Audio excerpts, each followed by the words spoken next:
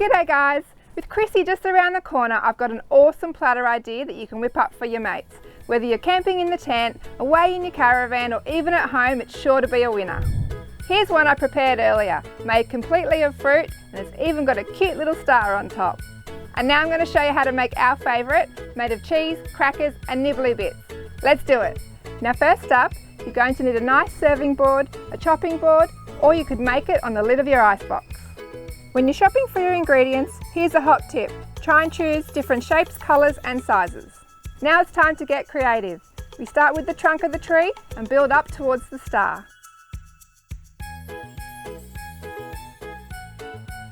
Well, there you go guys, super quick and easy, and it almost looks too good to eat.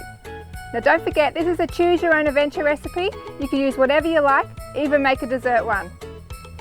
Merry Christmas, we'll see you out there.